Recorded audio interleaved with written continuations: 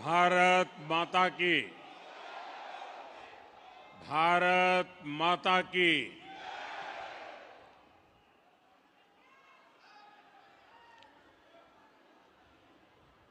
बिहार का ऐतिहासिक विजय हुआ हो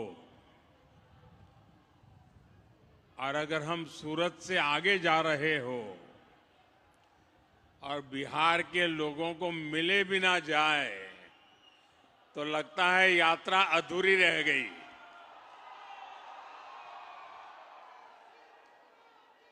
और इसलिए गुजरात में रहने वाले और खास करके सूरत में रहने वाले मेरे बिहारी भाइयों का हक बनता है और इसलिए मेरी स्वाभाविक जिम्मेवारी भी बनती है कि आप लोगों के बीच आकर के इस विजयोत्सव की कुछ पल का मैं भी हिस्सा बनूं। अचानक कार्यक्रम बन गया। मैं सुबह जा रहा था डेडियापाड़ा, तो यहां के हमारे साथियों ने मुझे कहा कि बिहार के लोगों की इच्छा है अगर आप 5-10 मिनट बाहर आ जाए तो लोग आ जाएंगे। और मैं देख रहा हूं दूर दूर तक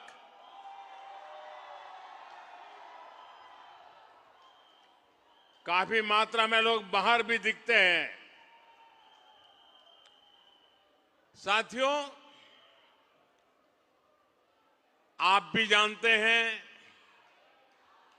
बिहार के लोग भी जानते हैं, हम वो पार्टी हैं। जब हम गुजरात में मुख्यमंत्री के रूप में आपने मुझे काम दिया था, तब भी हमारा एक मंत्र था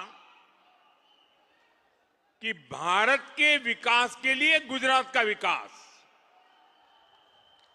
हमारी मूलभूत सोच रही है यह हमारा देश नेशन फर्स्ट, और इसलिए काम भले गुजरात में करते थे, काम भले गुजरात की जिम्मेवारी को निभाने का था, लेकिन गुजरात का विकास भी भारत के विकास के लिए। यही मंत्र हमारे लिए हिंदुस्तान का हर कोना, हिंदुस्तान का हर राज्य, हिंदुस्तान का हर भाषा भाषी नागरिक, ये हमारे लिए पूजनीय है, वंदनीय है। और इसलिए बिहार का भी गौरव करना, बिहार के सामर्थ्य का स्वीकार करना, ये हमारे लिए बहुत सहज बात है। और मैं सूरत के मीडिया के लोगों को कहूंगा कि वे लोग थोड़ा रिसर्च करेंगे तो उनके अखबारों में एक चीज छपी हुई है। जब बिहार के 100 साल हुए तो बिहार में तो उसका जश्न होना बहुत स्वाभाविक था, लेकिन बिहार के बाहर हमने गुजरात में बिहार के 100 साल आन बान शान के साथ मनाए थे। इतना ही नहीं, हमने बिहार के भिन्न भिन्न क्षेत्रों में जिन्होंने प्रगति की थी, जिन्होंने बिहार की विकास यात्रा में योगदान किया था, ऐसे भिन्न भिन्न क्षेत्र के 100 लोगों को सूरत में बुला करके उनका सार्वजनिक सम्मान किया था।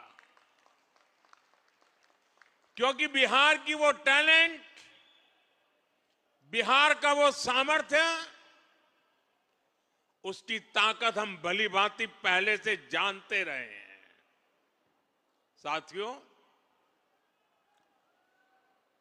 ये चुनाव सूरत में रहने वाले बिहार के मेरे भाई बहनों की तो पल पल की नजर थी। और मैंने देखा है कि बिहार के लोगों को राजनीति समझानी नहीं पड़ती है।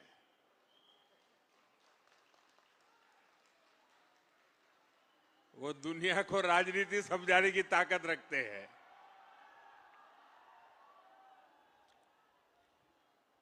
देखिए, इस चुनाव में एनडीए गठबंधन जो विजयी हुआ है और महागठबंधन जो पराजित हुआ है, उन दोनों के बीच में 10% जितने वोट का फर्क है। 10%, ये बहुत बड़ी बात है जी। यानी सामान्य मतदाता ने एक तरफा, और मुद्दा क्या?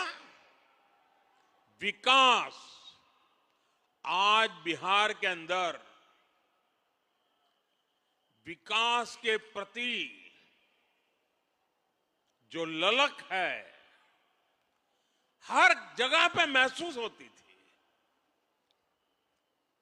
और मैंने देखा था, जब कोविड के समय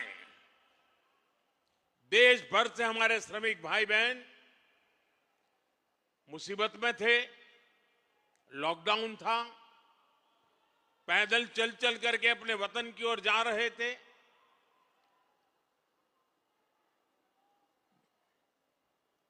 ट्रेन में लोगों को ले जाना, यह भी चिंता का विषय था, कहीं फैल न जाए। लेकिन मुझे एक बार वीडियो कॉन्फ्रेंस से बिहार के लोगों से बात करने का मौका मिला, और जो उन्होंने मुझे बताया वो बड़ा मेरे लिए सुखद था।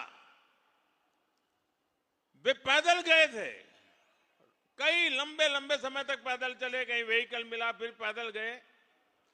कुछ लोगों ने वहां जाकर के इस समय का उपयोग करके कोई न कोई व्यवसाय शुरू किया।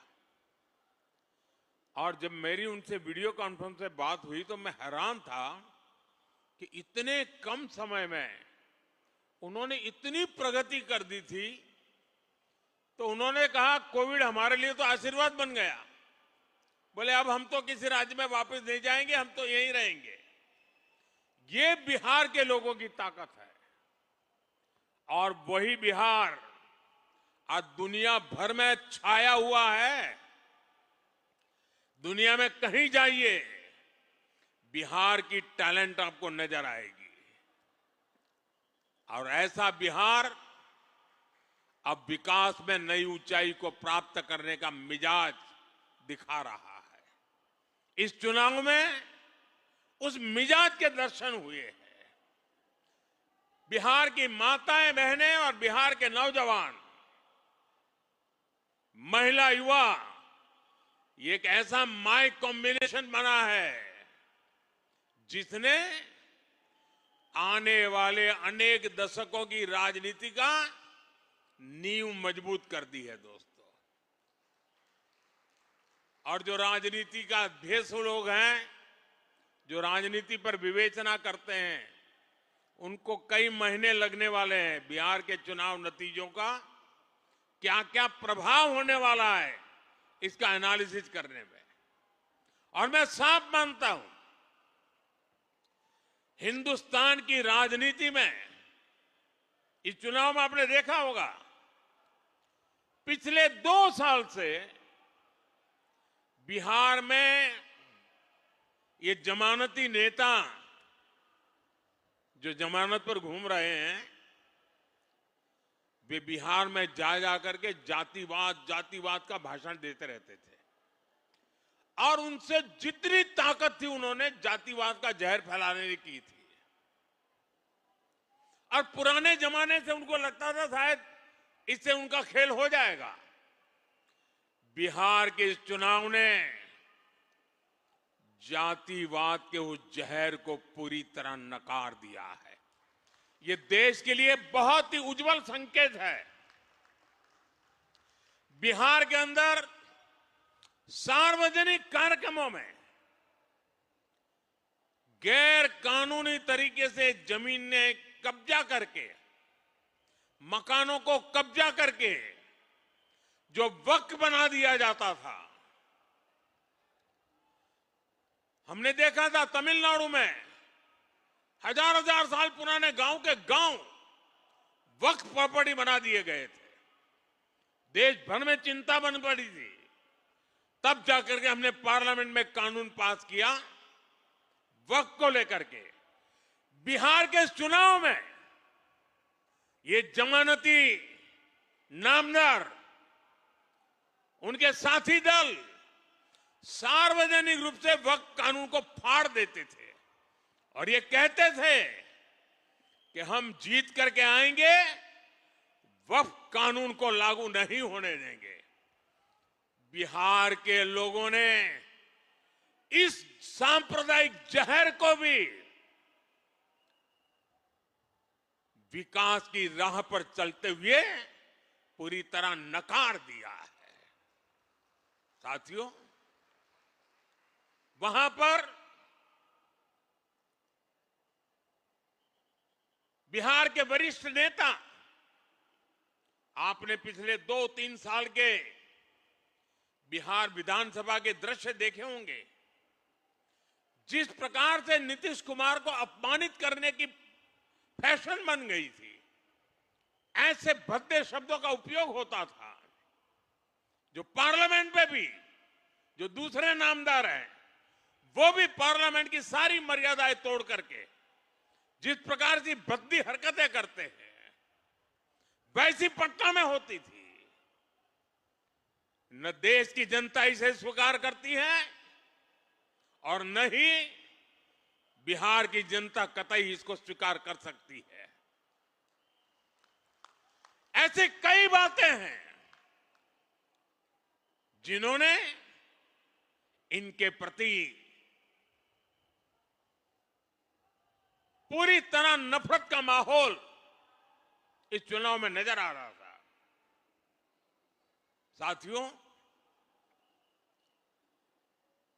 समाज के सब वर्ग ने, बिहार के सभी क्षेत्र ने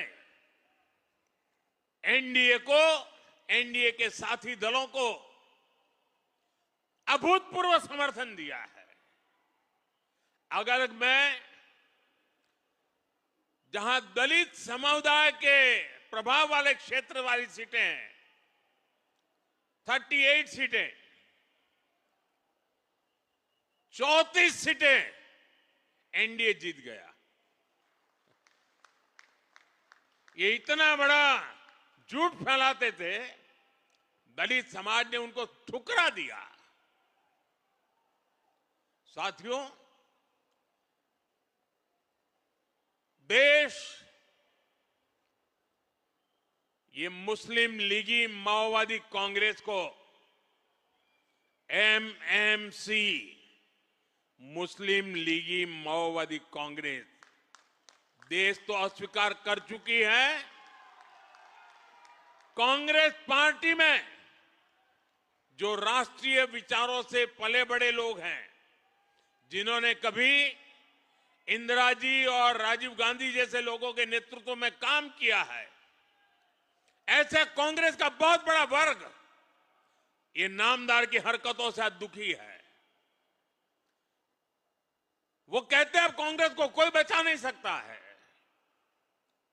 ये हालत हो गई है। 1-2 दशक में 50-50, 60 साल तक एक चक्री राज करने वाले लोग इस प्रकार से खत्म हो जाएं, ये साफ साफ उनके लिए आत्मनिरीक्षण का विषय है। वे अपने साथियों को भी पराजय के कारण नहीं समझा पा रहे, वे अपनी पार्टी को भी पराजय के कारण समझा नहीं पा रहे हैं और इसलिए सरल रास्ता ढूंढ लिया है। कभी ईवीएम हरा देता है, कभी इलेक्शन कमीशन हरा देता है, कभी मतदाता सूची का शुद्धिकरण हरा देता है। एक ऐसी बहानेबाजी उन्होंने खोज ली है। वो बहानेबाजी खुद को तो शायद कुछ दिन ठीक रखेगी, लंबे अरसे तक उनकी कैडर को स्वीकार्य नहीं होगा। मुझे मालूम है, पार्लियामेंट में जब युवा कांग्रेस के सांसद मिलते हैं, जो फर्स्ट टाइम कांग्रेस के सांसद है या उनके इंडिया अलायंस के सांसद है, वो मिलते हो कहते हैं साहब क्या करें, हमारी तो कैरियर खत्म हो रही। मैंने कहा क्या हुआ? बोले हमें संसद में बोलने का अवसर ही नहीं मिल रहा है, हर बार संसद को ताला लगा दो, यही करते रहते हैं। वो अपने क्षेत्र में जवाब नहीं दे पा रहे हैं। वो कह रहे अगर हम हमारे क्षेत्र के विषयों को संसद में नहीं उठाएंगे तो दोबारा हमें कौन भेजेगा? पूरा युवा वर्ग कांग्रेस का जो पहली बार पार्लियामेंट में आया है, वे अपने भविष्य को लेकर के चिंतित हो गया है। साथियों, ऐसी स्थिति में हमारी जिम्मेवारी और बढ़ जाती है। हमें विकास की नई ऊंचाइयों को पार करना है। हमें विकसित भारत के संकल्प को पूरा करके रहना है। दोस्तों, मैं जानता हूं स्वदेशी उनके मुंह से नहीं निकलता है, आत्मनिर्भर भारत उनके मुंह से नहीं निकलता है, विकसित भारत बनना चाहिए वो नहीं निकलता है, क्योंकि उनकी प्राथमिकता ही यह देश नहीं है, ये देश के लोग नहीं है, ये देश के लोगों का भविष्य नहीं है। मैं नौजवान साथियों को कहना चाहता हूं, जिनकी सोच युवाओं के उत्कर्ष के लिए नहीं हो सकती है, उनको युवा कभी स्वीकार नहीं कर सकता है। और इसलिए साथियों, बिहार के चुनाव नतीजे हिंदुस्तान की राजनीति के अत्यंत महत्वपूर्ण नतीजे हैं। और मैंने कल भी कहा था कि लोकसभा के चुनाव के बाद जितने राज्यों में चुनाव हुए, सब जगह पे उनकी हालत खराब है। 5 या 6 राज्यों में चुनाव हुए, उन सबके कुल मिला के कांग्रेस को जो एमएलए मिले हैं, उससे ज्यादा कल हमें अकेले बिहार में मिले हैं। ये हाल है। लेकिन साथियों, हर विजय हमारे लिए जिम्मेवारी लेकर के आता है। हर विजय हमें कुछ ज्यादा देश के लिए करने की प्रेरणा देता है। हर विजय जन सामान्य के साथ जुड़ने की हमें प्रेरणा देता है। इस मंत्र को लेकर के हमें चलना है। आज जनजातीय गौरव दिवस है। भगवान बिरसा मुंडा की 150 वर्ष हुए हैं। आज उनकी जन्म जयंती है। हम सब के लिए ये जनजातीय गौरव दिवस भी उतना ही महत्वपूर्ण है। आज जो शानदार कार्यक्रम डेढ़ियापाड़ा में मुझे करने का अवसर मिला, इस महत्वपूर्ण अवसर में उसको भागीदार होने का मुझे अवसर मिला, और अभी सूरत के लोगों के दर्शन करने का अवसर मिला। ये मेरे लिए सौभाग्य की बात है। मेरे साथ बोलिए, भारत माता की, भारत माता की, भारत माता की। वंदे वंदे वंदे वंदे वंदे वंदे। बहुत बहुत धन्यवाद।